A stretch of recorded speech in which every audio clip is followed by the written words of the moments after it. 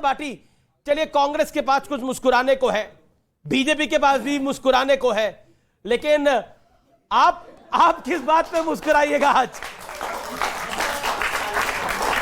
सबके पास सब कुछ है। अगर कर्नाटक के परिणाम पर शहजाद पूनावाला मुस्कुरा सकते हैं, खुश हो सकते हैं, तो हम तो यूपी के परिणाम पर ठहाका लगा सकते हैं। मुझे तो 30 साल पुरानी एक घटना याद आती है। थाने के बाहर हम खड़े थे, थाने से एक आदमी निकला, उसका कुर्ता फटा हुआ था, मुंह सूजा हुआ था, बुरी तरह पिटा था। वो आके बाहर बोला कि मुझे दरोगा ने इतनी गंदी गंदी गालियां दी हैं, मेरे कपड़े फाड़ दिए और मुझे बुरी तरह पीटा है, मैं जैसे तैसे इज्जत बचा के बाहर आया हूँ। तो हमारी हंसी छूट गई, भैया तेरी इज्जत अब भी बच गई। बोले मेरे कच्चा बनियान तो सुरक्षित हैं। तो शहजाद पूनावाला तो कच्चा बनियान पे खुश हो रहे हैं। बोला हमारी तो सीट इतनी तो आ गई। उत्तर प्रदेश में अमीश जी, मैं गंभीर बात अपने विषय पर क्या बोलेंगे? हाँ। उनके लिए तो वो बोल रहे हैं, आपकी तो एक भी नहीं आई है। मैं इसमें क्या बोलूं? आपने क्योंकि इस लिहाजे में बोला, आप अपने लिए क्या बोलेंगे? उसी विषय पर बोल रहा हूं। उत्तर प्रदेश के स्थानीय निकाय, कम से कम वो तो है। सुन तो लें आप। उत्तर प्रदेश के स्थानीय निकाय चुनाव में हमारी सीट भी बढ़ी है, हमारी वोट भी बढ़ी है। देखिए ये शहरी निकाय का चुनाव हुआ है और सुन लो, वैसे बहुत कम समय ले रहा हूं मैं। शहरों में भारतीय जनता पार्टी जनसंघ के जमाने से पूरा देश जानता है कि शहरों की पार्टी रही है, शहरों में भारतीय जनता पार्टी मजबूत रही है। जब उत्तर प्रदेश में समाजवादी पार्टी की सरकार थी तब भी शहरी निकायों में भारतीय जनता पार्टी ज्यादा जीतती थी।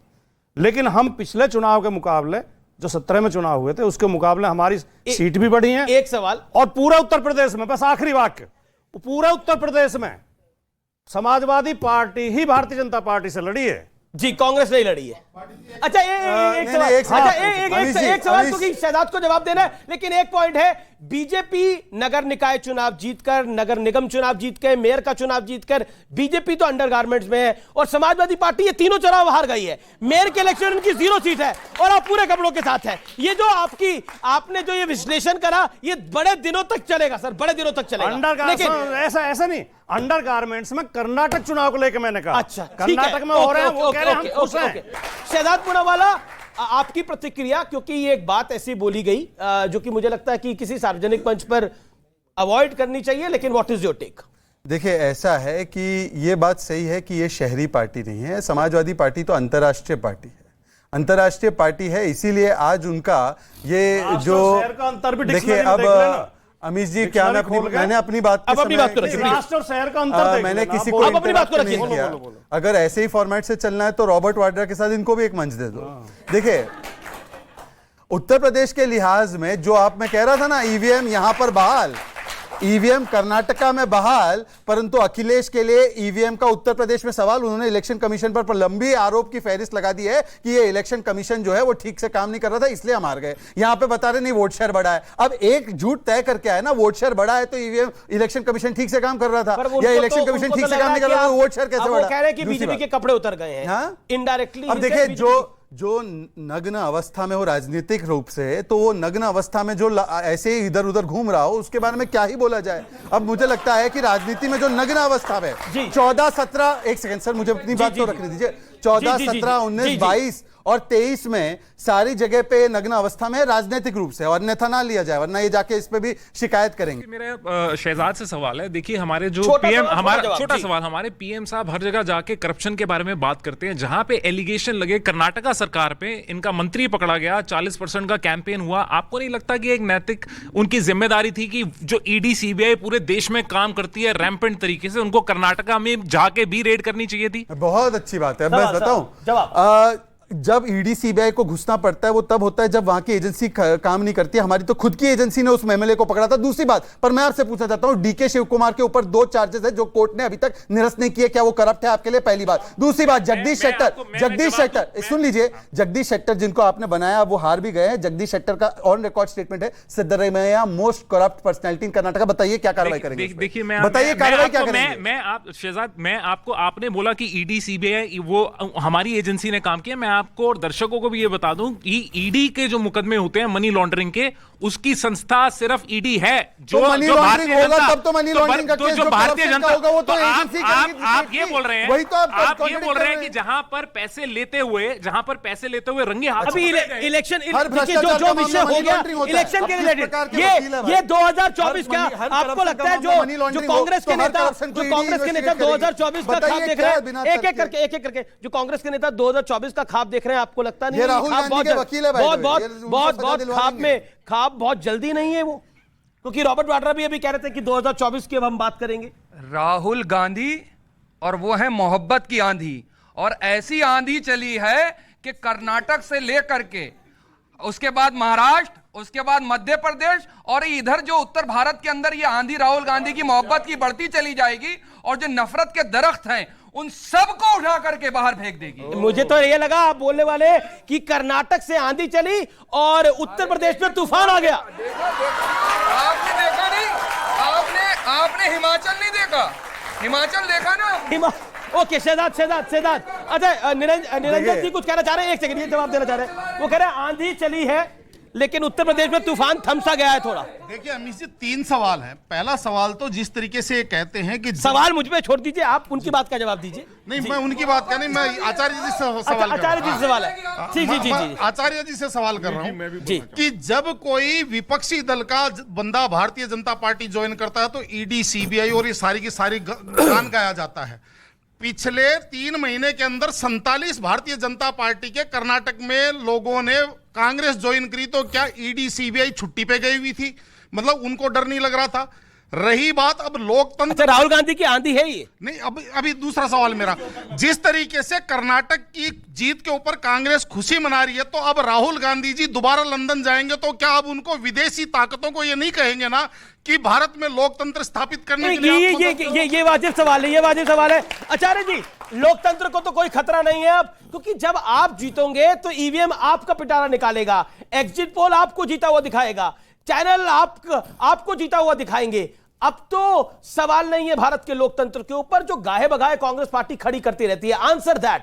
देश सुन रहा है आपको, बजरंग बली भी सुन रहे हैं जी। देखिए, अगर हम जीतेंगे तो फिर लोकतंत्र को खतरा क्यों हो सकता है? पूरा जवाब आने दीजिए ना, लेट्स बी फेयर, एक एक करके सबका जवाब आए, जरूरी है। अमीश देवगन, लोकतंत्र अगर मर गया होता तो मैं यहाँ कैसे खड़ा होता? तो जिंदा है लोकतंत्र, लेकिन लोकतंत्र को मारने की कोशिश हो रही थी, वो बचा लिया कर्नाटक में। कर्नाटक ने बचा लिया। अब दूसरी बात, और सचिन पायलट को कौन बचाएगा?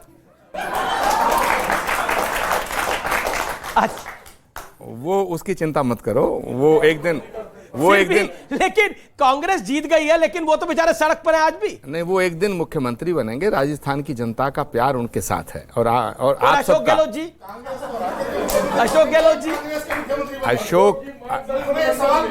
एक सेकंड, आप लोग डिसिप्लिन फॉलो करिए, मेरा निवेदन है। आचार्य जी, अशोक जी बहुत वरिष्ठ नेता हैं, और ये प्रकृति का नियम है कि हर बाप अपने पुत्र को सिंहासन देता है, राज देता है, और बड़े जो लोग होते हैं वो युवाओं के लिए रास्ता खाली करते हैं। उनके आशीर्वाद की जरूरत है सचिन पायलट जी को। अशोक गहलोत जी के आशीर्वाद से ही सचिन पायलट मुख्यमंत्री बनेंगे। अपने वो मतलब वैभव गहलोत के लिए सिंहासन खाली करते हैं या सचिन जी के लिए खाली करते हैं, समझा नहीं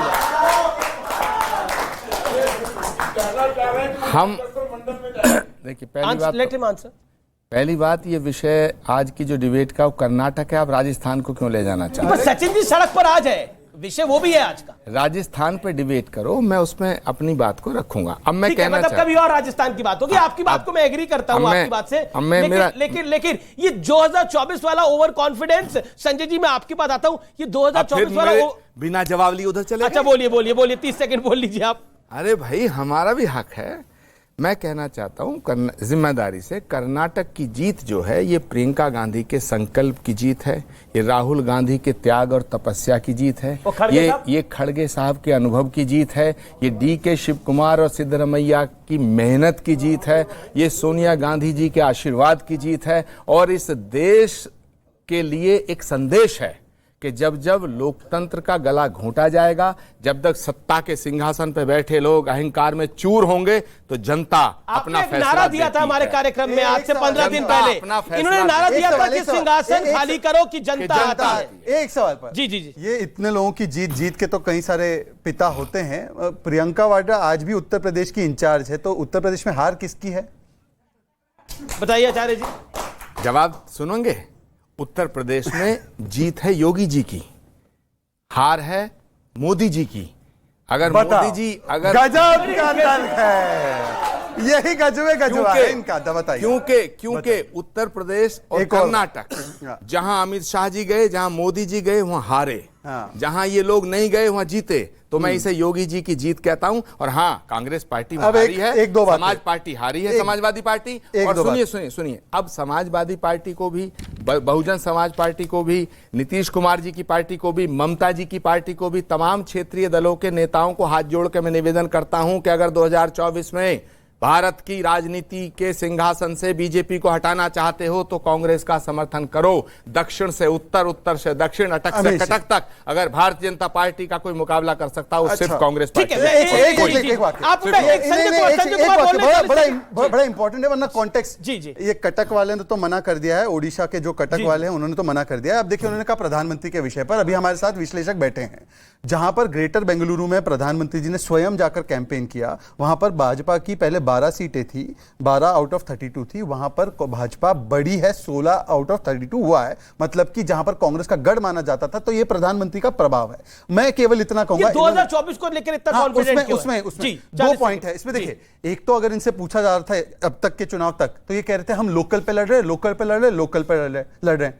अब जैसे लोकल चुनाव का नतीजा आ गया तो बोले नेशनल का पिक्चर है, नेशनल का पिक्चर है, नेशनल का पिक्चर है। बताओ। और दूसरी बात, 2018 में जब इन्होंने हमारी सरकार चोरी की कर्नाटका में, 2019 में ये हारे कर्नाटका में, राजस्थान में इनकी सरकार बनी, 2019 में हारे राजस्थान में, छत्तीसगढ़ में इनकी सरकार बनी, 2019 में छत्तीसगढ़ में हारे। तो मुझे सिर्फ इतना कहना है कि चलिए, अच्छी बात है, आपको दस्तक दिखाई, दस्तक आ रही है, दस्तक सुनाई दे रही है, पर कोई आचार्य के ख्वाब महल को हकीकत से ना जोड़े और इसको भारत जोड़ो से ना जोड़े। मुझे लगता है कि इससे इनको 2024 के ऊपर संजय कुमार, मैं आपकी सिर्फ 9 स्ट्रेट सवाल है कि कांग्रेस ओवर कॉन्फिडेंट हो रही है 2024 को लेकर, क्या आपको लगता है वो जल्दबाजी है या आपको लगता है they are right? Sanjay ji तो विश्लेषण करेंगे। आ रहा हूं आपके पास।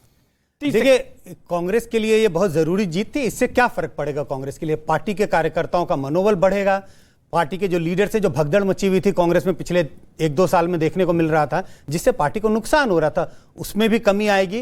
तो एक तरह से पार्टी के लिए बहुत इंपॉर्टेंट है। पार्टी बिल्कुल एक तरह से मतलब रीजुविनेट होगी। मेरे साथ इस समय फॉर्मर सीएम महाराष्ट्र जुड़ रहे हैं पृथ्वीराज चौहान। सीधा मैं उनका रुख कर सकता हूं। पृथ्वीराज चौहान जी, आपका अभिनंदन है। न्यूज 18 पर एक अच्छी जीत मिल रही है कांग्रेस पार्टी को, मिल चुकी है एक अच्छी जीत कर्नाटक के अंदर। इसके इंप्लीकेशंस क्या होंगे? क्योंकि कांग्रेस अब 2024 की बात कर रही है। Don't you think Congress is jumping the gun? अभी जल्दबाजी है? नहीं, देखिए, ये चुनाव की जीत तो बहुत ही हमारे लिए अहम जीत है, क्योंकि इस तरह से दक्षिण का दरवाजा भाजपा के लिए बंद हो गया है। अब उसके बाद लोकसभा तक तो मैं भी जाऊंगा नहीं, क्योंकि उसके पहले 3 राज्यों के चुनाव है, मध्य प्रदेश, छत्तीसगढ़ और राजस्थान। हमें पहले वो एक बैरियर क्रॉस करना पड़ेगा। उसके बाद लोकसभा की लड़ाई तो होगी। लोकसभा के लिए ये चुनाव एक बहुत ही एक सिग्नल करता है कि अगर हम फोकस तरीके से प्रचार करें, स्थानिक मुद्दों को हाथ में लें और लोगों से सीधे अपील करें, भ्रष्टाचार की बात करें, भ्रष्टाचार लोगों को नहीं पसंद है, तो ये जीत हो सकती है। मोदी जी का प्रभाव शायद इतना नहीं है जो मीडिया के द्वारा दिखाया जा रहा है। मोदी जी को हराया जा सकता है, ये इसका एक बहुत बड़ा मैसेज है। और जिसका देखिए, लेकिन ये इलेक्शन तो कांग्रेस जब लड़ रही थी तो लोकल मुद्दों पे लड़ रही थी, हिमाचल में भी लड़ रही थी तो लोकल मुद्दों पे लड़ रही थी, लेकिन जीतने के बाद इसको नेशनल इंप्लीकेशन बनाया जा रहा है। क्या आपको what is your view on that? ये देखिए, नेशनल इंप्लीकेशन बनाने की जरूरत नहीं, लेकिन हर एक लोकल चुनाव में मोदी जी कह रहे रहते हैं इलेक्शन है। आपने खुद मेरे कार्यक्रम में बोला। लेकिन देखिए, भाजपा जब भी कोई चुनाव लड़ती है वो मोदी जी का चेहरा लेकर लड़ती है, चाहे वो स्थानीय इकाइयों का चुनाव हो, चाहे असेंबली का हो, चाहे कोई और हो। अब देखिए ये चुनाव मोदी जी ने काफी मेहनत की थी, रोड शोज किए थे। हाँ, एक बात जरूर, मेहनत करना तो बुरी बात नहीं है, जनता झुलस रही थी। नहीं, बिल्कुल अच्छी बात है, लेकिन हम इसलिए हम कह रहे हैं कि मोदी जी को हराया जा सकता है। ये एक बड़ा संदेशा इस चुनाव से है। कांग्रेस पार्टी के कई नेता प्रियंका गांधी और राहुल गांधी को इसका क्रेडिट दे रहे हैं। ट्वीट भी मल्लिकार्जुन खड़गे तो आपके राष्ट्रीय अध्यक्ष हैं। देखिए ये जीत है कर्नाटक के लोगों की। आखिरकार वोट करते हैं कर्नाटक के लोग करते हैं। इस चुनाव का प्रचार का नेतृत्व हमारे स्थानिक लोगों ने किया था और दिल्ली के लोगों ने बहुत ताकत से चुनाव लड़ा था। प्रियंका जी हो या राहुल जी हो या खड़गे जी हो या सोनिया जी भी आई थी, लेकिन जो नेतृत्व तो पूरे साल भर से कर रहे थे। तो आप देख रहे हैं बड़ी चर्चा, ये थे पृथ्वीराज चौहान। मैं सीधा रुख करता हूं राजकुमार भाटी, आप